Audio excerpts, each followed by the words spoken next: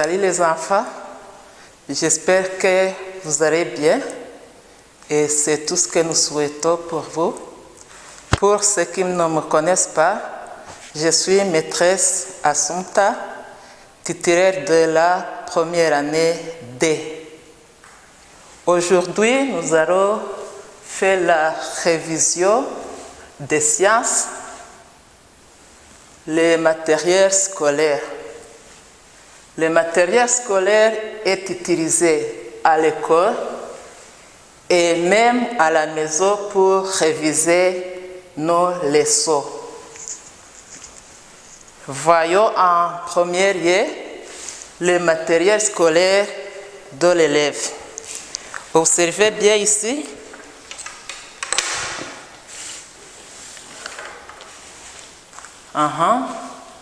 J'espère que tout le monde va bien ici. Nous allons voir le matériel en soi et nous allons voir son utilité. On commence par ce que j'ai ici dans la main. C'est les crayons. Les crayons ici. Les crayons que nous utilisons souvent en classe est utilisé pour écrire dans les cahiers et même pour dessiner. On peut aussi utiliser le crayon pour dessiner. Ça, c'est donc les crayons. On continue avec les stylos. Voyez, ça c'est le stylo de couleur bleue, ça c'est le stylo de couleur rouge. Il y a aussi d'autres stylos, d'autres couleurs donc. Aussi le stylo c'est pour écrire dans les cahiers. Comme vous le voyez, je peux écrire avec les stylos. Il y a aussi la gomme. Suivez ici, j'ai aussi ici une gomme. La gomme, c'est pour faire quoi? Suivez bien. La gomme, c'est pour effacer ce qui est écrit avec le crayon. Donc, j'ai effacé si j'ai mal écrit ou bien si j'ai mal dessiné. Je peux utiliser la gomme pour effacer. On continue. La latte. Ici, j'ai une latte. La latte aussi, nous utilisons en classe pour faire quoi? Pour tracer les lignes droites. Regardez bien, si je vais tracer une ligne droite, je vais utiliser une latte. Ou bien comme ça, j'ai tracé la ligne droite avec la latte. On continue les tailles crayon. Regardez ici, j'ai le taille crayon. Le taille-crayon est utilisé pour tailler les crayons. Regardez bien, pour que le crayon écrive bien, il faut qu'il soit bien taillé. C'est pour cela que nous devons utiliser le taille-crayon pour tailler les crayons. Et même ici, je continue avec les crayons de couleur. Regardez ici. J'ai les crayons de couleur ici. Vous les voyez? Ce sont les crayons de couleur. Les crayons de couleur, tout le monde, je sais que vous aimez dessiner. Après avoir dessiné avec votre crayon, vous allez colorier avec vos crayons de couleur. colorier. J'ai déjà dessiné une fleur.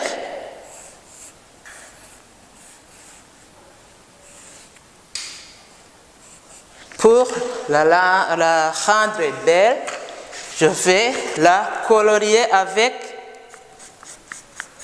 les crayons de couleur. D'accord? Donc, on a beaucoup de couleurs à utiliser pour colorier nos dessins.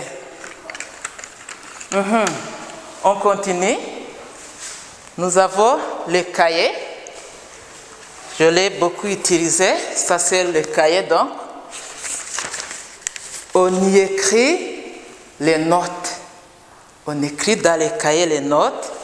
On y écrit aussi les exercices. Et vous comprenez que pour l'élève, le cahier est très important. On continue. Nous avons les livres. Les livres, donc c'était le matériel de l'élève. Il va faire la lecture, il va réviser ce qu'il a appris en classe.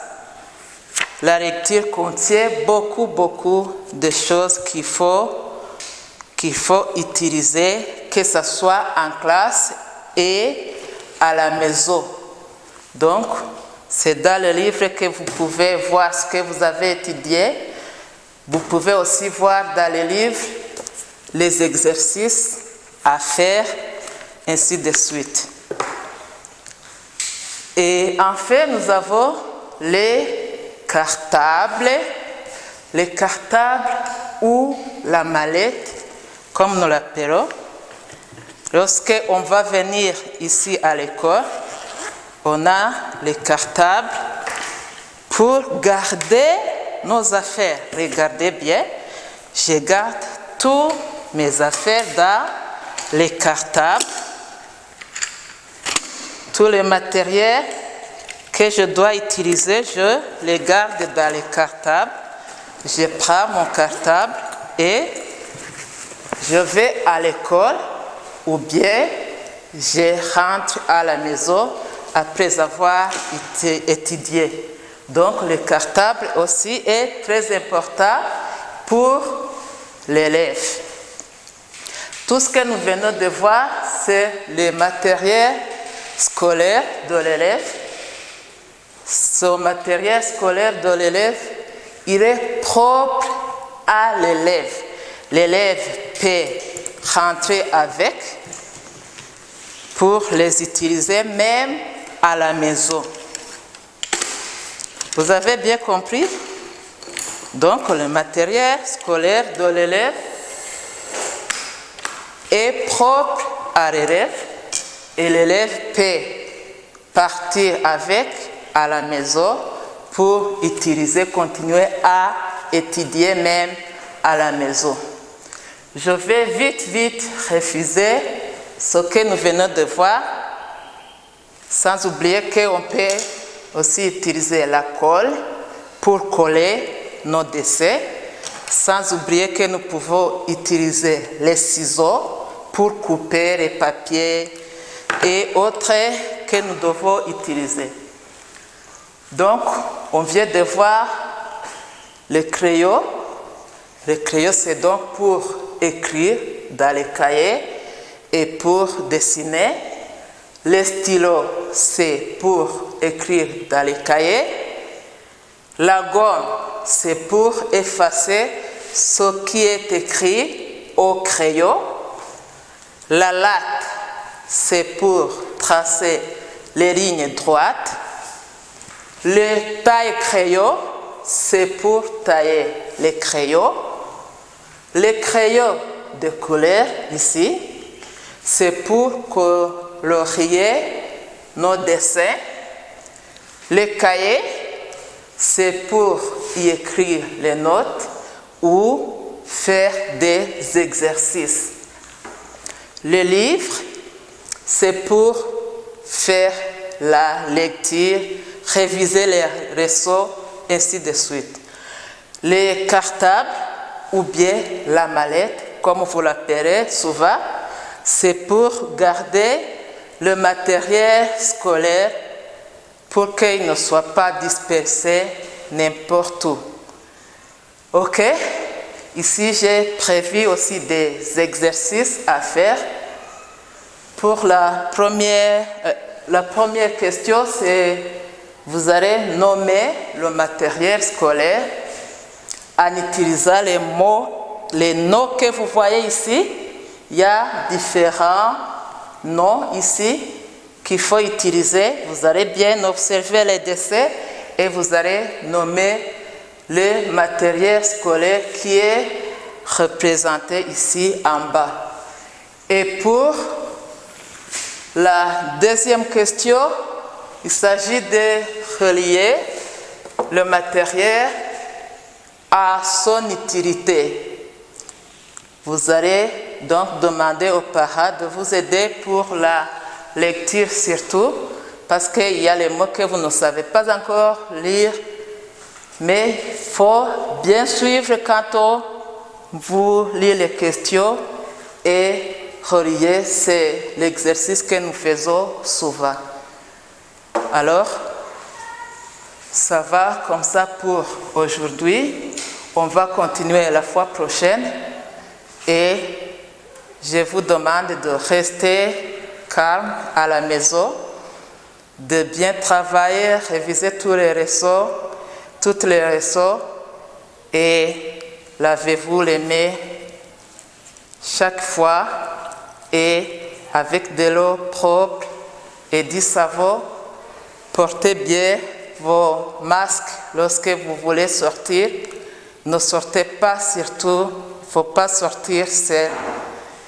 Alors, on se voit la prochaine fois. Au revoir.